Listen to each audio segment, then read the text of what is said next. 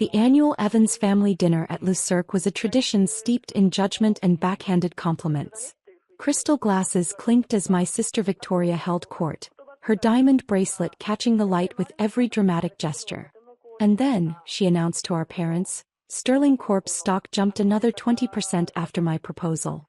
The board practically begged me to take over as CFO. She turned to me with that familiar patronizing smile. "How's the receptionist work going, Emma? Still answering phones at that little investment firm?" I took a measured sip of water, ignoring the way Mom and Dad exchanged their usual disappointed glances. My simple black blazer felt out of place among their designer wear, exactly as I'd planned. "Actually, I'm an executive assistant now," I said quietly, playing my part. Victoria laughed, the sound drawing attention from nearby tables. "Oh sweetie, still fetching coffee for the big boys? You know, with your economics degree you could have done so much more. Remember when we both interned at Sterling? I became CFO and you—" She gestured vaguely at my modest attire. "Victoria's doing extraordinary things," Dad chimed in, his pride evident. "Sterling Corp is becoming a powerhouse under her leadership. They're even talking about expanding into Asian markets." I nodded, checking my phone discreetly as it buzzed. The message made my lips twitch. "Acquisition complete. Press release scheduled for 8 p.m. "Emma, put the phone away," Mom scolded. "Just because you work as a secretary doesn't mean you need to be on call during family dinner." "Sorry," I murmured, noting the time, 7:55 p.m. Victoria reached across the table to pat my hand. "You know, I could put in a word at Sterling. Maybe get you a better position. Something more ambitious than answering phones." "That's thoughtful of you," I said, taking another sip of water. "How are Sterling's quarterly numbers looking?" "Magnificent," Victoria preened. "We're about to announce our biggest quarter yet. The CEO is thrilled with my performance." "Speaking of performance," Dad added, "your sister's being featured in Financial Monthly. Rising stars under 40. When was the last time you read a financial journal, Emma?" "This morning, actually." I checked my phone again, 7:58 p.m. Victoria rolled her eyes. "Reading your boss's schedule doesn't count as financial literature, darling." "I was actually reviewing acquisition reports," I said softly. "What would you know about acquisitions?" Victoria scoffed. "Does your boss let you make copies of the big important papers?" My phone vibrated one final time. Wall Street Journal alert posting now. "Actually," I said, reaching into my briefcase, "I know quite a bit about acquisitions. Especially the one that closed 20 seconds ago." "Emma," Mom sighed, "please don't make up stories to compete with your sister." I pulled out a thick manila envelope just as Victoria's phone chimed. She glanced at it, then froze, her perfectly manicured hand shaking slightly. That's impossible," she whispered, staring at her screen. "What is it?" Dad asked, reaching for his own phone. "The Wall Street Journal," Victoria said, voice trembling. It says Atlantic Global just acquired Sterling Corporation. But that's impossible. We would have known." "Check the CEO's name," I suggested quietly, sliding the envelope across the table. Victoria's eyes widened as she read aloud. "Atlantic Global CEO Emma Evans, 32, becomes youngest female banking chief to complete a major acquisition." The crystal glasses rattled as her hand hit the table. Your new boss," I finished, opening the envelope. "Actually, former boss. Your termination papers are right here. Effective immediately." The silence at our table felt like a vacuum, broken only by the distant clink of silverware from other diners. Victoria's face had gone from shocked white to furious red as she frantically scrolled through news alerts on her phone. "Atlantic Global," Dad muttered, adjusting his glasses as he read. "Largest private banking acquisition of the year, $8.2 billion deal. Spearheaded by CEO Emma Evans." His head snapped up. "Emma." I straightened my simple black blazer. "Armani," though they'd never noticed. "Remember when Victoria got promoted to CFO at Sterling? That same month, I became the youngest board member at Atlantic Global. Last year I became CEO. But you're a secretary," Mom stammered, wine glass frozen halfway to her lips. "No," I corrected gently. "I was evaluating Sterling's operations personally. Best way to assess a company is from the inside." I turned to Victoria. Your employees are quite chatty around the coffee girl. Especially about creative accounting and inflated quarterly reports. Victoria's hand clenched around her phone. You spied on us? I did due diligence, I replied. Those Asian market expansions you bragged about. The numbers didn't add up. Neither did your last 3 quarterly reports. How dare you, Victoria hissed. I built Sterling's financial division from smoke and mirrors, I interrupted, pulling out more documents. Would you like to discuss the offshore accounts? Or the misreported earnings that somehow always lined up perfectly with your performance bonuses? Dad reached for the papers, but I held them back. Those are for the SEC now. The SEC? Mom whispered, her face draining of color. Don't worry, I said, checking my watch. The press release only mentions the acquisition. The fraud investigation will be quieter. Victoria stood up so abruptly her chair scraped across the floor. You can't do this to me. I'm your sister. Sit down, I said softly. You're making a scene. A scene. She laughed hysterically. You just destroyed my career. You destroyed your career, I corrected. I'm just cleaning up the mess. Though I must admit, I added, allowing myself a small smile, buying your company was particularly satisfying. Emma, Dad started, his authoritative tone falling flat. Surely there's some way to. The deal is done, I cut in. Sterling Corp is now part of Atlantic Global. And Victoria's creative accounting methods are being reviewed by our forensic team. My phone buzzed again. The board meeting starts in an hour, my actual assistant texted. Victoria sank back into her chair, mascara smudging as tears formed. How long, she whispered. How long have you been planning this? I thought about all the family dinners I'd sat through listening to her boasts. The Christmas parties where she'd mockingly offered me entry-level positions. The countless times she'd reminded everyone that she was the successful sister. Remember 5 years ago, I said, when you told the entire family I was wasting my potential as a bank teller? I was actually closing my first billion-dollar acquisition that week. Mom's wine glass tipped over, spreading red across the white tablecloth like blood. All this time, you were running a major bank? The 3rd largest private banking group in the country, I confirmed. Though after today's acquisition, we'll be moving up to 2nd. The maitre d' approached our table looking concerned at the spreading wine stain.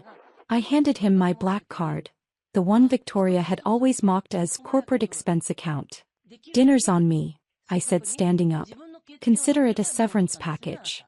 3 days after the family dinner, I stood in my corner office on the 60th floor of Atlantic Global Tower, watching Manhattan's skyline glitter in the morning sun. The Wall Street Journal sat on my desk, our acquisition of Sterling making front-page news. Banking's silent queen. How Emma Evans built a financial empire in secret. A soft knock interrupted my thoughts. Miss Evans? Your sister is here. Victoria entered, looking drastically different from the polished CFO of last week. Her designer suit was replaced by casual wear, her perfect makeup absent. Security cleared me up, she said quietly. Though I guess my credentials are worthless now. I gestured to the leather chairs facing my desk. The forensic audit is complete. And her voice trembled slightly. We found everything, I said, pulling out a file. The manipulated earnings reports. The offshore accounts. The kickbacks from Asian investors. I closed the folder. The SEC is very interested. Victoria's shoulders slumped. Are you pressing charges? That depends, I replied, sitting behind my desk. I'm prepared to handle this internally, if you cooperate fully with our investigation and return all improper bonuses. You're protecting me? She looked up, confused. Why? I studied her for a moment. Because watching you destroy yourself wouldn't be satisfying. This way, you get to live with knowing how badly you underestimated me. My phone buzzed. The Asian markets were opening. Victoria noticed the alert and laughed bitterly. All those times I bragged about Sterling's global reach, she said. Meanwhile, you were actually running a worldwide financial empire. She gestured around the vast office. How did none of us know? You never asked, I said simply. You were too busy telling everyone how I'd failed. How I was just a secretary. It never occurred to you that I might be something more. Mom and Dad haven't stopped crying, she said. Dad's golf buddies keep asking about the secret billionaire daughter they never knew about. Karma's interesting that way, I observed, standing to pour 2 glasses of water. Would you like to know when I decided to buy sterling? She took the offered glass. When?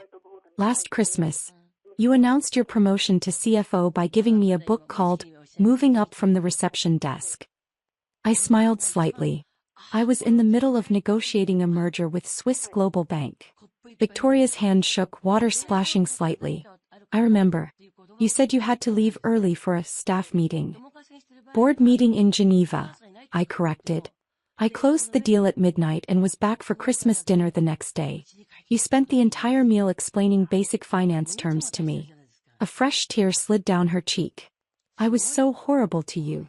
You were, I agreed. But now you have a choice. Sign the cooperation agreement, return the money and start over.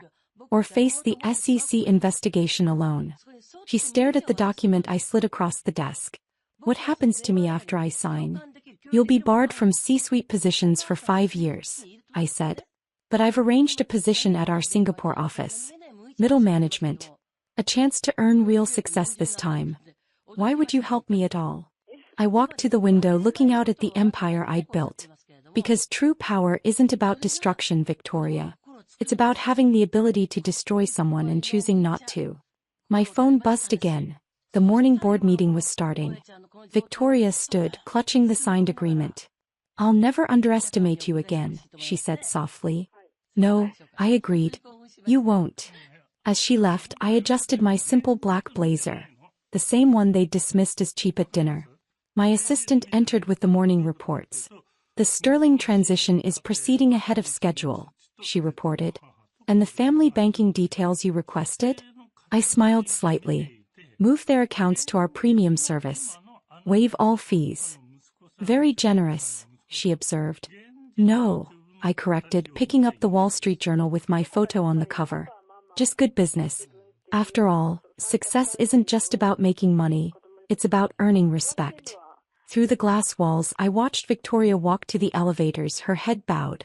Sometimes the biggest victory isn't in crushing your opponents, but in rising so far above them that they're forced to look up to you. The morning sun caught my nameplate. Emma Evans, C. Atlantic Global Banking. Below it sat a small frame, the only personal item in my office. Inside was a worn business card, Emma Evans, Reception Desk. A reminder that every empire starts somewhere and the best revenge is living well. Passing the bar yet, sweetheart? Dad's voice dripped with familiar condescension across the mahogany dining table. Or still just filing papers? I took a slow sip of wine, thinking of the stack of Supreme Court briefs waiting in my chambers. Still working on it, Dad. See, this is what happens, he told my brother Michael, the golden child with his senior partnership at Dad's firm. No focus. No drive. Just like her mother. Mom stared at her plate, while my sister-in-law Catherine poorly concealed her smirk. The weekly family dinner was proceeding exactly as expected. At least she has a steady job, Mom offered weakly. The courthouse is stable employment. Barely a paralegal, Dad scoffed, cutting into his steak. Though I suppose someone has to file the paperwork for real lawyers. Michael chuckled. Remember when she said she was going to argue before the Supreme Court? That was cute. I checked my phone discreetly, reviewing tomorrow's docket. The Chin Industries antitrust case would be first, Dad's biggest case in decades. He had no idea I'd be presiding. Speaking of cases, Dad continued, biggest one of my career tomorrow. Antitrust suit that'll reshape the whole industry. Not that you'd understand the complexity, dear. Must be stressful, I offered, thinking of the fatal flaws I'd already spotted in his brief. Nothing I can't handle, he boasted. Though the opposing counsel is bringing in some hotshot new judge. Probably some political appointee who doesn't know Richardson versus Thompson from their own reflection. I smiled, remembering how I'd written the definitive analysis of Richardson versus Thompson in law school.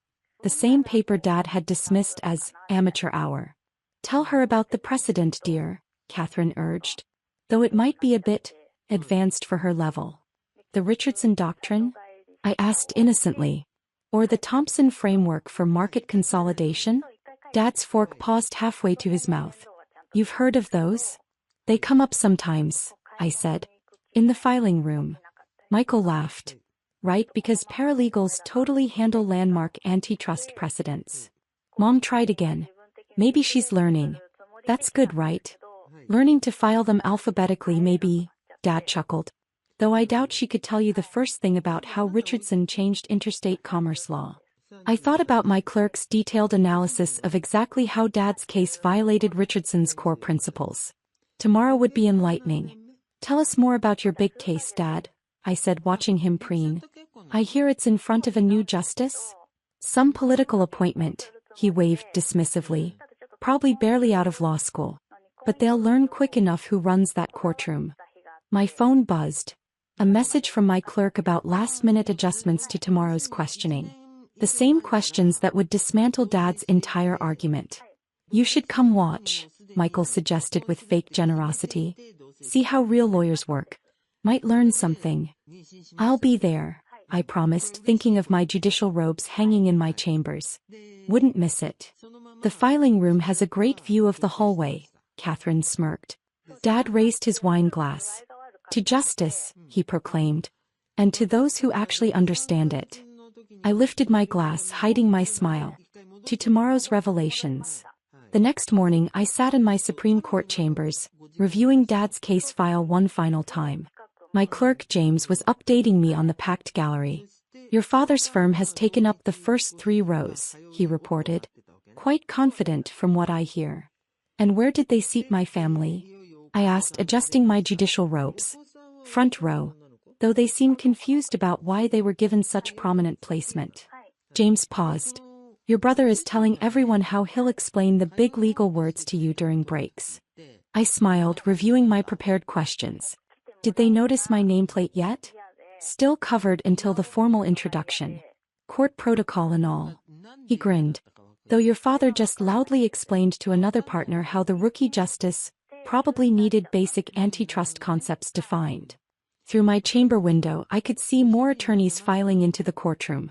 Dad's signature red tie was visible in the crowd, his confidence radiating through the gathering. The press is here in force, James continued. First major antitrust case for the new justice and all. The new justice who supposedly barely passed the bar? I quoted last night's dinner conversation. According to your brother's comments in the hallway, yes. James checked his notes. He's currently explaining to the other attorneys how his little sister who files papers here wouldn't understand the brilliance of their legal strategy.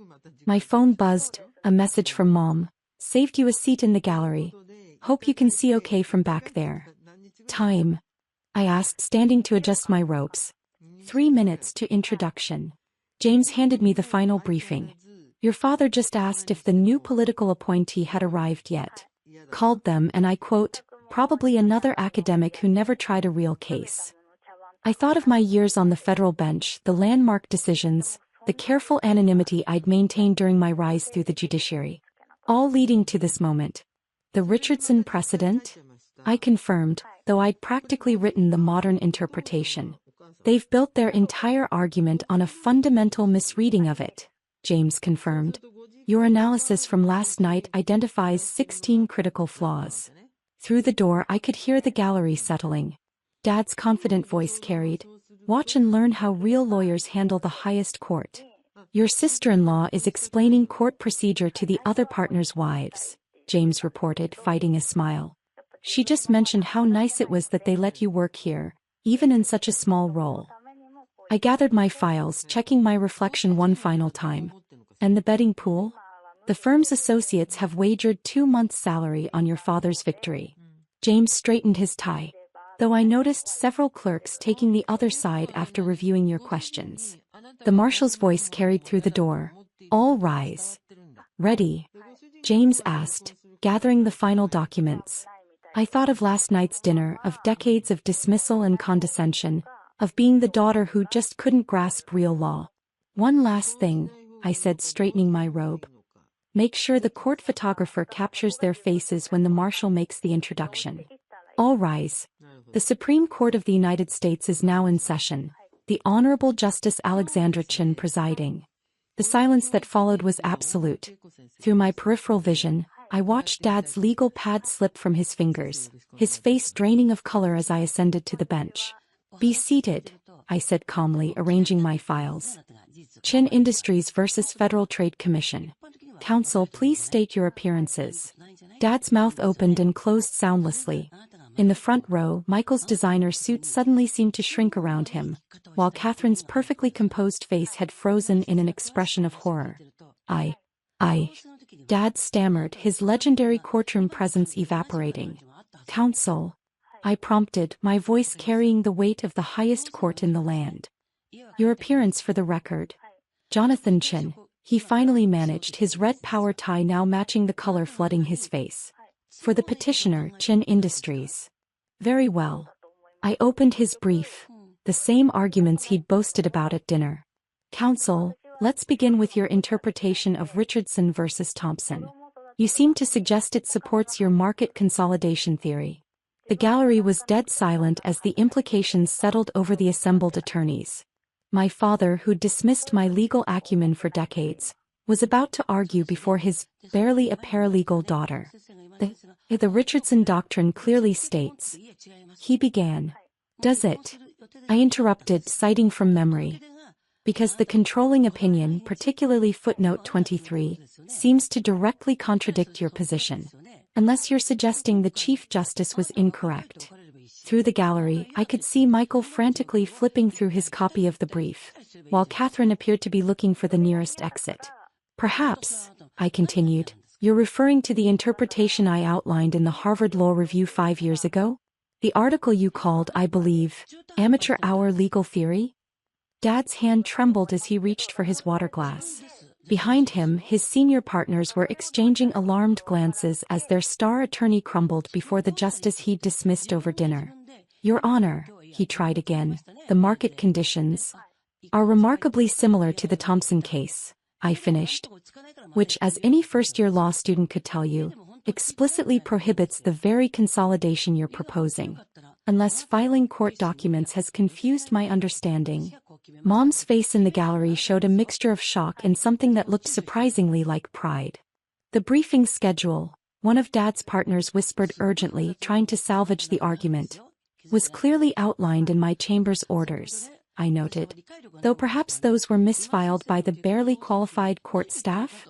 The morning sun through the Supreme Court windows caught my justice's robe as I leaned forward, every eye in the courtroom fixed on the impossible scene unfolding. Counsel, I said, my voice carrying decades of earned authority, would you like to revise your position on the qualifications of this court? Or shall we continue discussing your creative interpretation of precedents I helped write? Dad's legendary composure cracked completely. Your Honor. Alexandra. Justice Chin, I corrected gently. Though I understand the confusion. It must be difficult to reconcile with last night's dinner conversation about my, what was it? Limited grasp of real law? The gallery erupted in barely contained murmurs as the mighty Jonathan Chin withered before his daughter's bench.